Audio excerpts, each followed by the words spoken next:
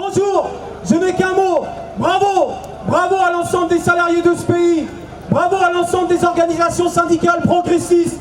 Et bravo à la CGT tout entière, engagée dans un processus de lutte enclenché, historique.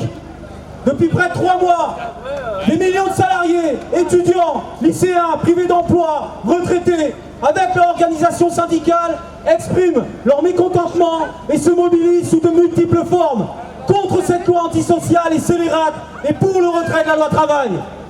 En phase avec plus de 70% de la population, c'est bien la grande majorité des salariés de ce pays qui exigent purement et simplement le retrait de la loi El Khomri.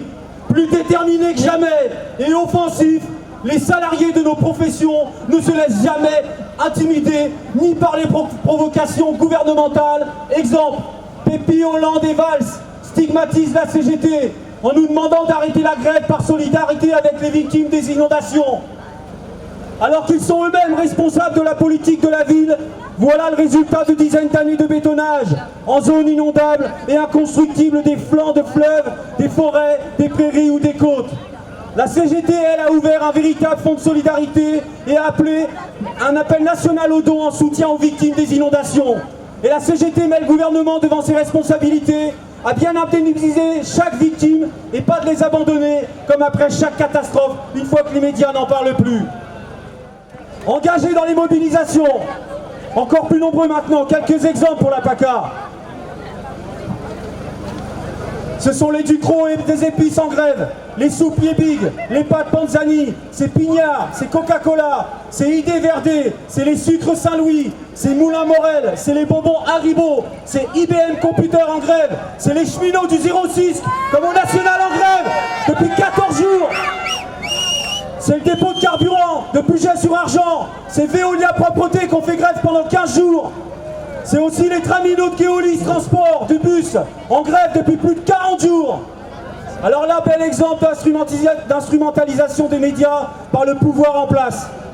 Bravo, bravo aux traminots de Keolis, comme bravo aux cheminots de ne pas avoir cédé. Le gouvernement pensait qu'en leur lâchant du lest, ils allaient arrêter la grève. Eh bien non, ils prennent le lest et ils continuent la grève car le compte n'y est pas. Toutes ces agitations nous prouvent que ce gouvernement, quelle que soit sa posture, ce gouvernement est à l'agonie, en difficulté, en plein Eurofoot 2016. Et à 1 an des présidentielles, ce gouvernement est, je crois, le gouvernement le plus isolé de tous les temps, puisque face à l'opposition au sein de sa propre majorité de gauche, Hollande a utilisé le 49.3 le 10 mai dernier en première lecture du texte loi travail à l'Assemblée. Et que Hollande a déclaré lundi dernier qu'il n'excluait pas d'utiliser à nouveau le 49.3 le 28 juin prochain en deuxième lecture à l'Assemblée. Bonjour la démocratie et la liberté d'expression de la part de donneurs de leçons. En gros, il n'a pas le choix, il est tellement isolé qu'il n'a même plus de majorité. Il n'y a plus que Hollande et Laurent Berger de la CFDT pour apprécier cette loi travail dans ce pays. Donc c'est pourquoi l'ensemble des salariés, avec la CGT et cette organisation syndicale, ont décidé de donner une leçon de liberté d'expression à ce gouvernement par la votation citoyenne. Ici, là, on peut voter pour élargir la mobilisation et élargir le débat partout, dans les entreprises, dans les administrations, dans les lieux d'études, dans les espaces publics. Partout, car nous sommes nos propres médias. Les médias ne le font pas, c'est à nous d'expliquer les méfaits de la loi travail, des dangers de l'article 2, de l'inversion de la hiérarchie des normes, ou de permettre à un patron, par un accord d'entreprise, d'aller en dessous de la loi, en dessous d'un salaire minimum, etc., etc. Et je vous assure que malgré toutes les forces que l'on affronte, tout le lobbying politico-médiatique anti-CGT auquel on assiste, eh bien je vous assure que la CGT auprès des salariés a une super image et un super accueil. On l'a encore vu à Carros, dans une manifestation où entre la distribution de 1500 tracts de votation citoyenne au carrefour de la zone industrielle de Carros, plus la votation citoyenne organisée devant le restaurant RIE Interentreprise, encore 200 salariés touchés avec l'UL de Carros. On a amené le débat et consulté presque 1700 salariés. Et bien tenez-vous bien, sur 1700 salariés, seulement 4 personnes, 4 sur 1700, ont manifesté leur haine envers la CGT, se laissant gagner par la télé.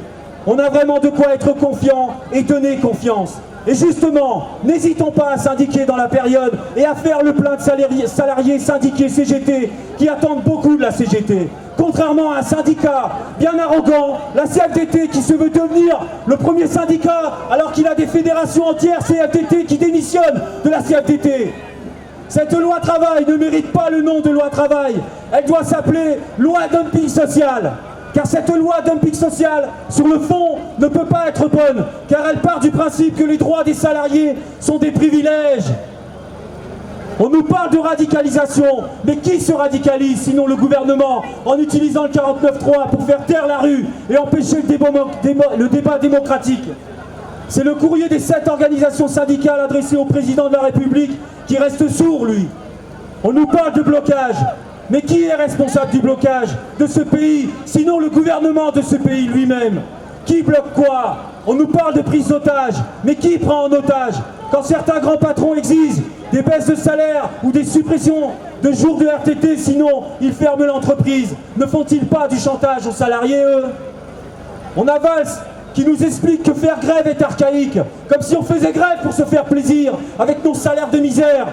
C'est pas moderne de faire grève. Par contre, selon Valls, c'est moderne de travailler 45 heures une semaine et la suivante 18 heures. C'est moderne de toucher 1400 € au bout de 20 ans de boîte. C'est moderne de se faire licencier plus facilement. C'est moderne de favoriser le travail au noir. C'est moderne, selon Valls, de précariser l'ensemble de la société en généralisant le CDD et en mettant fin au CDI, etc., etc.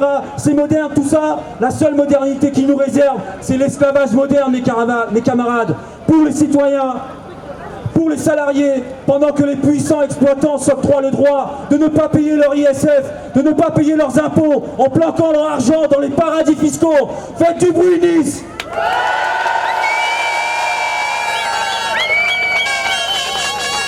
Vous nous avez promis de remettre tout en état, de fond en comble, 1200 mètres carrés. On avait signé un accord et il s'est assis dessus. Il s'est assis sur le sang des militants, des camarades qui pendant des années, des générations de lutte se sont battus pour avoir des droits pour les salariés. On ne vous dit pas merci, monsieur Estrosi. 28 juin, on doit empêcher le président Hollande d'utiliser une nouvelle fois le 49.3. Donc on vous invite tous, dans l'ensemble des entreprises, à engager le débat pour la votation citoyenne. Le combat, il continue. La CGT, c'est bien un syndicat de lutte, de classe et de masse. Et je vous assure, on va y arriver à gagner tous ensemble le retrait de la loi El Khomri. Cette loi travail qui est une loi dumping social. Merci les camarades.